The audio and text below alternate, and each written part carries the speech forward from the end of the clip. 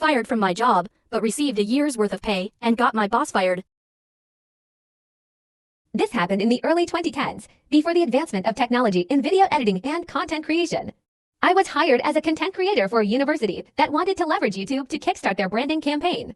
The pay was low, roughly $2,200 United States dollars, and in those days, there were not that many video content creators around, and the process usually took a long time from start to finish. I was hired, and on my second day, my manager presented my KPI of 85 3 to 10-minute videos in 52 weeks, which was impossible for a one-man team in those days. This meant I had to do the scripting, producing, casting talents, shooting videos, composing music they were too cheap to pay for a royalty-free music subscription, and editing. All of which I had to use my own equipment and software because their cameras and computers were so old. They simply couldn't handle the strain of even doing things in 720p, much less 108p. I tried to let my manager know, but she just smiled encouragingly, telling me to give it a try, assuring me if the videos were good, the quantity would not be what she focused on. Hearing this, I agreed to give it a try. My manager treated me well in the first month. However, one day when she found out I was a smoker, her attitude changed overnight. A colleague had actually done a facepalm when I told her about it, and she let me know that the manager hated smokers and often advocated to get them fired. She started nitpicking me on everything, from smelling like cigarette smoke after my breaks, coming in 5 to 10 minutes late despite doing more than 4 hours of overtime daily, not being contactable during break times, the list goes on. But I soldiered on, because I just wanted to do the work and do it well. 5 months in, I was called into the director's office where I saw my manager putting on her best displeased but gleeful face, and I felt my stomach drop. The director told me that she was disappointed because she had heard that I was falling behind on my work, and it was already halfway through the year and I had only completed 30 out of my 85 videos. I tried to explain that I had been working my butt off on these videos. I literally worked 6 days out of the week, over 60 hours just to do what needed to be done, and that being a one-man army made things impossible. And also the fact that the videos I had put up grossed the highest views ever on their YouTube page.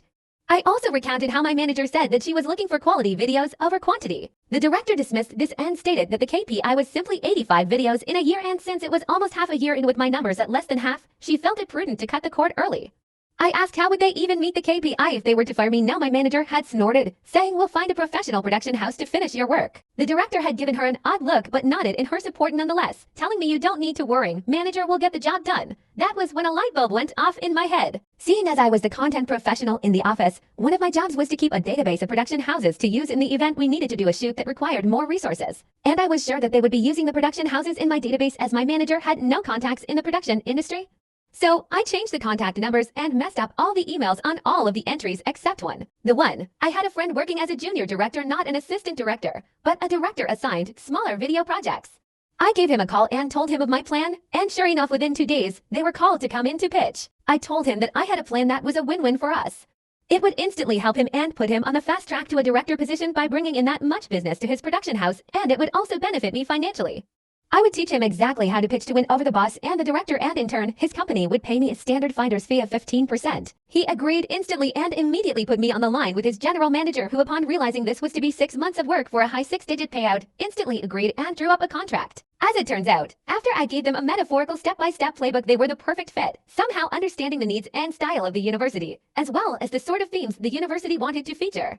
The director and my former boss were amazed that my friend's production house was so familiar with their content that they signed them up on the spot. Now, even back then, using a production house back then was not cheap. Each video that they produced could cost double to triple my monthly salary, given that they had specialized people for each function: producer, director, director of photography, gaffer, sound person, video editor, assistant director, production assistants, etc. But this meant that they could complete a video every 2 to 3 days. So yes, they produced 50 videos in a span of 4 months for over 100 months of my salary, and I sat back and collected the healthy 15%, which was about 15 months of my salary. This allowed me to put money aside for a holiday and the rest to further my studies with a respected film school overseas. I thought my plan ended here and I had gotten back at my former bosses. But to my surprise, I received a call from my colleague while I was holidaying in Bali one day. This was the same colleague who had facepalmed when I told her that my manager had found out that I was a smoker. She told me that my former manager had been fired and my director given a massive blasting by the chancellor of the university. The content creation project, which I was hired for, was only given a budget equating to about 1.5 years of my salary, and they had exceeded that budget by over 10 times. My former manager was so desperate to ensure that her content creation project could be completed that she had thrown caution to the wind, paying anything to get the job done so that she could show my director that she had completed the project, and had approved the massive spend without getting consent from the director. So that is how I got my friend a super fast promotion to a full director in his production house, and a year of pay after getting unfairly fired from my job.